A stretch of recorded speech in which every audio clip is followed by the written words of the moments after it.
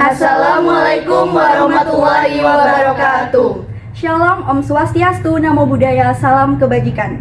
Kami dari kelompok 4 Prodi S1 Kimia Murni Angkatan 2025, offering G, dosen pengampu Dr. Nina Zakia, SSI, MSI.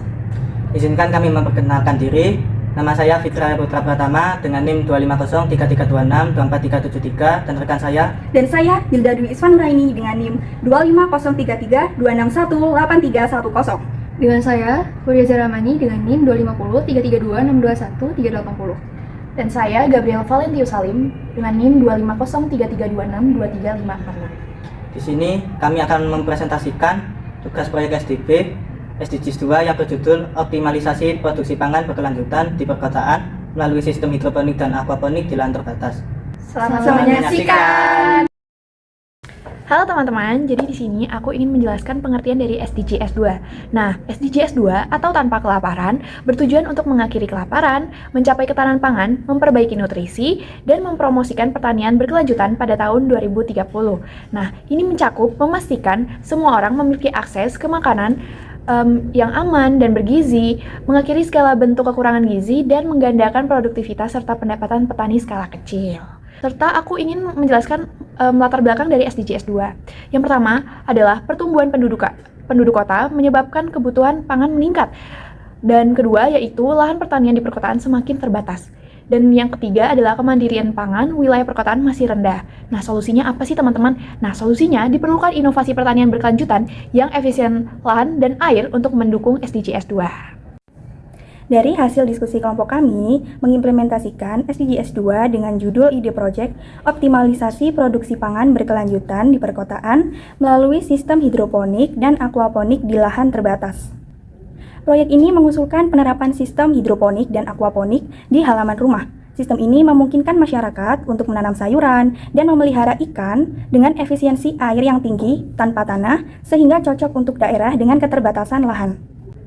Untuk metodologi yang kelompok kami gunakan, yang pertama ada studi literatur. Kami mencari dari artikel ilmiah yang relevan dengan SDGs 2 dan sistem hidroponik dan aquaponik. Yang kedua, kami melakukan praktik pembuatan hidroponik dan aquaponik secara sederhana menggunakan galon bekas sebagai wadah ikan lele yang bervolume air sebanyak 5 liter.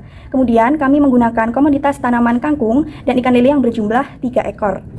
Kami menggunakan kain flanel sebagai sumbu untuk mengalirkan air dan nutrisi limbah dari limbah ikan lele ke tanaman kangkung.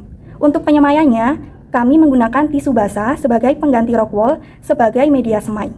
Untuk cara pembuatannya, langkah pertama, siapkan alat dan bahan seperti yang ada pada video. Rendam benih kangkung pada air hangat untuk mempercepat perkecambahan. Lubangi keranjang nasi dengan gunting. Lalu potong kain flanel menjadi beberapa bagian. Masukkan kain flanel pada lubang yang telah dibuat. Semai benih kangkung yang telah direndam pada air hangat di media tisu basah. Tambahkan nutrisi EM4 pada air yang berisi ikan lele. Jangan lupa untuk memberi makan ikannya ya. Selanjutnya letakkan keranjang pada bagian atas galon, lalu tutup dengan plastik hitam. Berikut ini adalah hasil pembuatan dari kelompok kami. Tujuan dari proyek ini, yang pertama, ketersediaan pangan lokal, yaitu sayur dan ikan bisa dipanen langsung di kota tanpa tergantung pasokan luar. Yang kedua, pendidikan dan pelatihan, yaitu masyarakat atau pelajar bisa belajar langsung tentang pertanian berkelanjutan. Yang ketiga, ekonomi mikro, yaitu hasil panen bisa dijual untuk menambah penghasilan warga. Yang keempat, ramah lingkungan, yaitu mengurangi limbah air dan memanfaatkan ruang tak terpakai. Yang terakhir, kualitas gizi meningkat, yaitu akses ke sumber protein dan serat. Dampak yang diharapkan dari proyek kami, yang pertama, ketahanan pangan di wilayah perkotaan meningkat secara signifikan. Yang kedua, masyarakat kota lebih mandiri dan memenuhi kebutuhan pangan. Yang ketiga, tumbuhnya budaya pertanian modern yang ramah lingkungan. Yang terakhir, terbentuk ekosistem ekonomi hijau yang berkelanjutan di perkotaan. Saya akan menyampaikan tentang data-data pendukung yang mendukung proyek kami.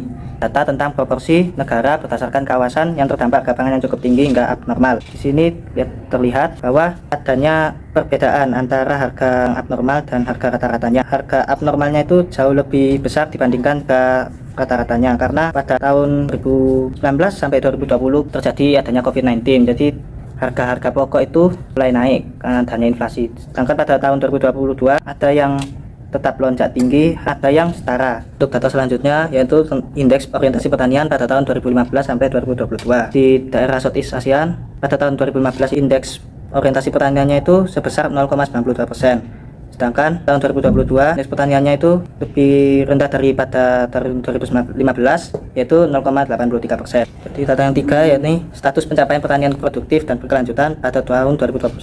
Pada Southeast ASEAN pencapaian pertanian secara produktif dan berkelanjutan kisaran 3,8. Jadi kesimpulannya itu sistem hidroponik dan aquaponik efektif untuk meningkatkan ketersediaan pangan lokal di wilayah perkotaan dengan memanfaatkan lahan dan air secara efisien. Sistem ini tidak hanya ramah lingkungan tetapi juga memberikan manfaat edukatif bagi masyarakat dan pelajar, membuka peluang ekonomi mikro melalui penjualan hasil panen serta membantu meningkatkan kualitas gizi dengan menyediakan sumber protein dan serat yang mudah diakses.